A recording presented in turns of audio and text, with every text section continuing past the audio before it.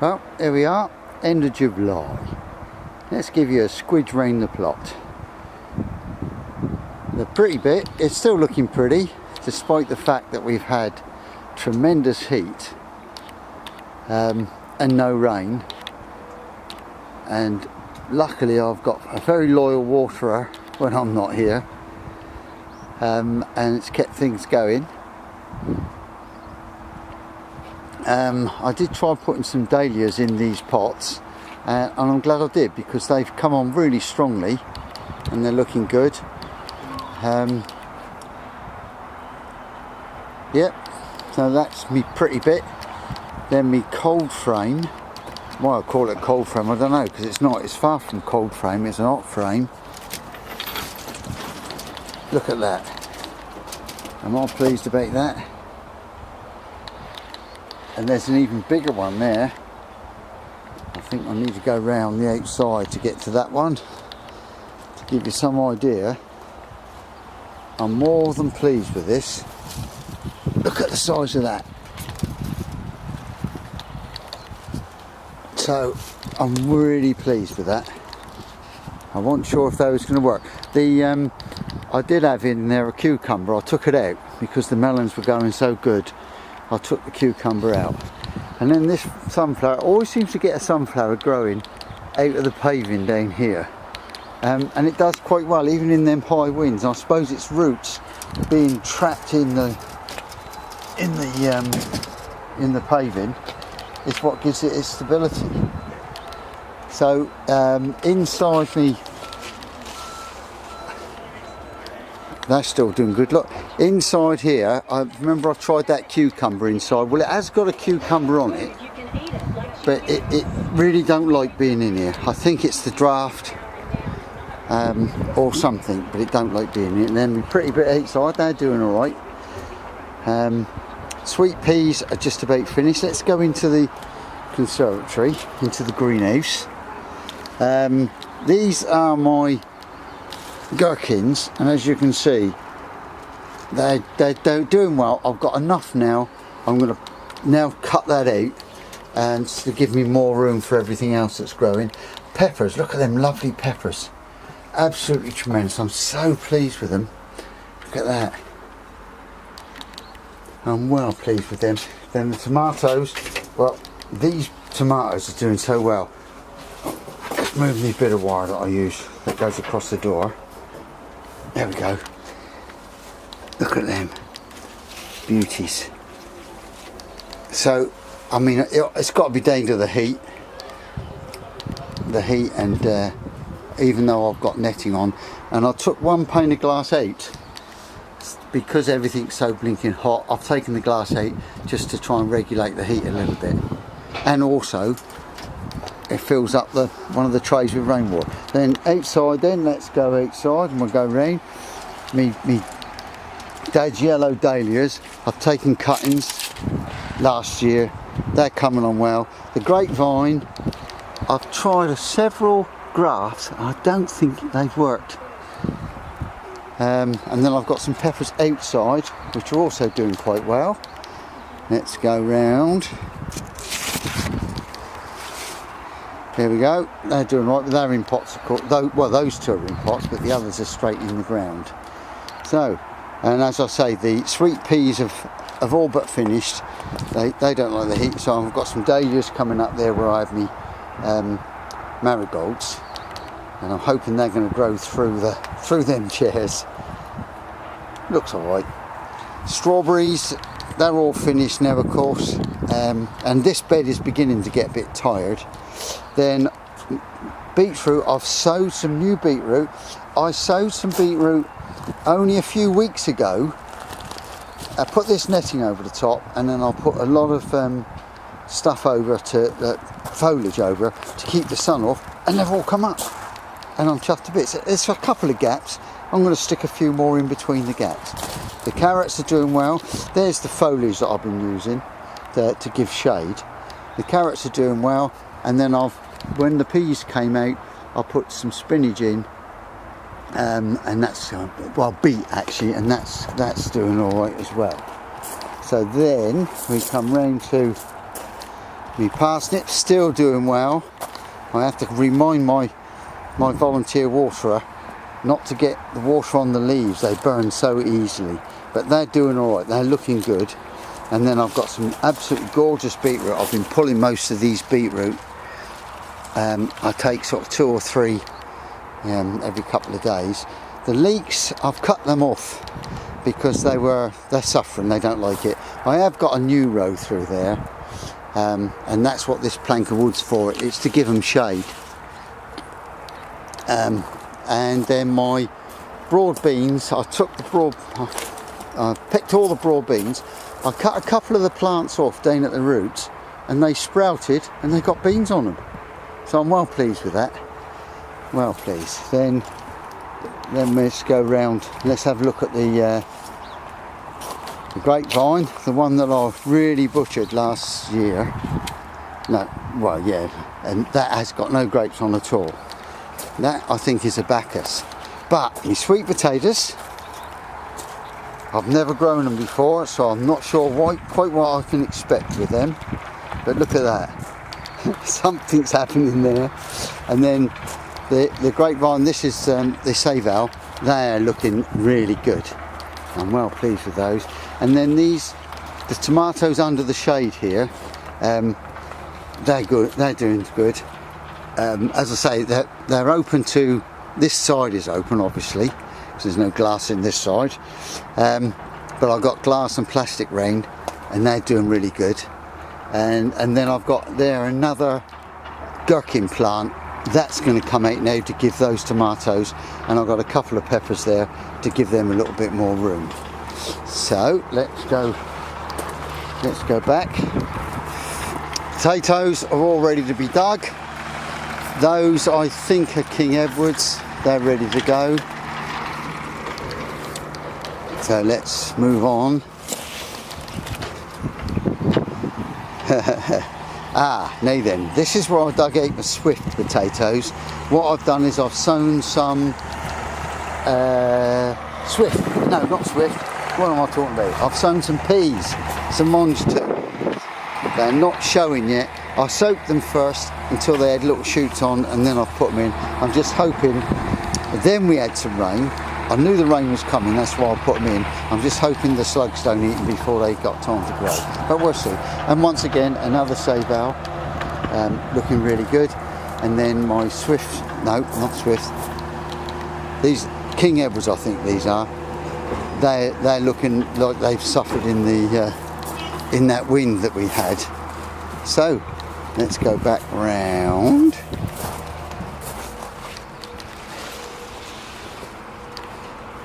Then the horseradish is doing well. I'm not sure when you do horseradish. The asparagus, that is just, well, just leaving it now and letting it do what it wants to do. Then I've got a melon in here, and as you can see, we've got a nice big melon there too, look. I can't remember what kind they are. I have written it somewhere. There's a label in there somewhere. Oh, there it is. Melon.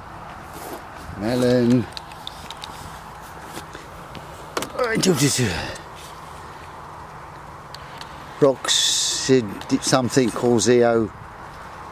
I don't know. Well, it's yellow anyway. So, I'm well pleased with that. I don't know, there might be another one in there somewhere. Then my sweet grapes, they're looking good. And now I've got a row of peas there which I've just left I'm going to harvest the peas as seed.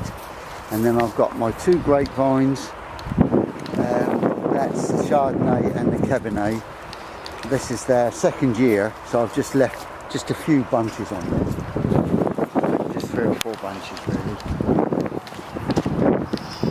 Then more potatoes. Oh, these were the Sarpomara. They seem to go on forever, don't they? They're still looking good. No, they were the King Edwards over the back. They're finished, they're ready to dig. And then my fig tree, look at that. I've been picking the figs off them, and they're gorgeous. Most of the fruit bushes that I've got alongside of the fig tree are all finished. but the autumn raspberries, they're ready. There's some there to pick. That was a root that somebody gave me. Then I've just mixed this bed up. This is the bed I'm building at the moment. That's why it looks a bit scruffy. And I've mixed this up with French beans, carrots, and that's it really. Then my bee plants, which are here, my bee friendly plants, they've all but done now. There's still a couple of plants. Right at this minute there's no bees on them, so maybe they're all pollinated. They've done their business, and that's why they're not here. Then my sunflowers, remember I had a beautiful display of sunflowers, but the wind has played havoc with them. So I've cut the big heads off to take a bit of the weight away and hope that they recover.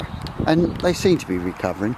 Then the peas that were through here are now, I'm in the process of chopping them out, turning the soil over, leaving the roots in, and I've put a couple of sprouts in, and then I've put a couple more sprouts further up. And the same in this row here, it's got Swiss chard and a broccoli, and I should probably put some cauliflowers in there as well, some April ones. They're in pots. Then the pumpkins and the squash, let's go and have a look at the pumpkins and the squash. Oh, my marrows are doing really well, by the way. They're just here, look at that, there's a nice big marrow in there, look at that. And there's several. I've got another one down there, look. So, let's move on in. Let's have a look at the marrows, the squash. Oh, and the courgettes, which I've got growing through here, they just keep coming. They're loving this weather, and having the bit of shade from the sunflowers works a treat. As do these pipes for feeding, for watering. You're getting the water right into the roots, and look at this is the result. I don't know how many squash I got there, but I had 6 plants, and I know that there's at least 6 squash, but there's probably a lot more. But it's a jungle in there, and no, you wouldn't want to go in there. You might not come out. Then my pumpkins, these are the French type.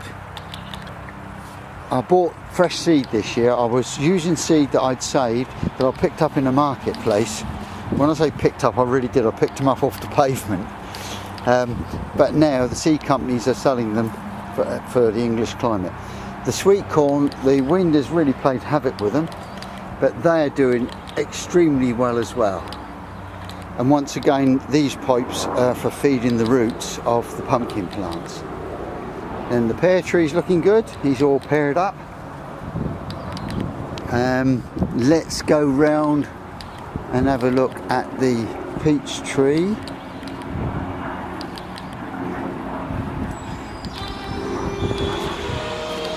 Oh, that's the noise from those, from the machinery, from the sea defence work that's going on. I should be glad when it's finished. It's covered my crops with dust, and the bees aren't happy either.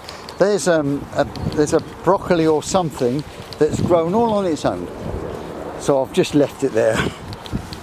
I know we did leave some broccolis last year to go to seed because the bees were loving the flowers. Right, so we've come round the end. All the onions are out, and they're in the shed, drying out, and it was a tremendous crop, absolutely gorgeous. And then look at the peach tree. Look at them lovely peaches. Look at that. I've got a feeling, looking at them, some of those are ready to pick. Look at that. And what I'm going to try and do is get that peach tree to grow behind the pear tree, so I can cordon them out. Unfortunately, the apple tree, I've got 2 apples left. No, I haven't. I've got 1 apple left. No, 2 apples left that haven't got maggots in. All of the others had maggots in, and I picked them and composted them. Then finally the last grapevine, which is my Merlot, they're looking good as well, and the Cabernet equally as good. Then the pond's looking good. Oh, and me Jerusalem artichoke, well, artichoke, whatever it is. It's got a flower on it, look. How about that? So let's have a quick look in at the bees and see how we're getting on. The wasps are attacking. The wasps don't seem to realise they've got to fly upwards to find the honey. So this fencing stops them. Well, it really does put them off. The bees, I think, our bees, we're not sure, but we think it might be dying out. I'm really not sure. Hold on, let's make it so you look. There. So what we've done is we've taken off the honey. We've left enough to see them through the winter, in the hope that it will, there is a queen in there somewhere, but it didn't look like it when we took the honey out. It looked like the honey had been reduced, and there was a couple of wasps in there. So serious work on those. So there we go, there's the plot. It's still looking alright, it's just looking a little bit scruffy because of the wind, but I'm well pleased. So there we go, that's the plot in the summer. And I'll tell you what though, I very rarely get 2 corns on a plant, but this year I have. Usually I get one and then the other one's not so good, but this year I've had 2, and there's a couple of plants over there that I've had 2, and there's still another one to come. Hey, how good can that be? Anyway, there we go, there's the plot. I'll see you, well, I'm not sure when I'll see you next, because we've got camping coming up and all sorts of scouty type stuff. So I'll see you when I see you. Bye for now.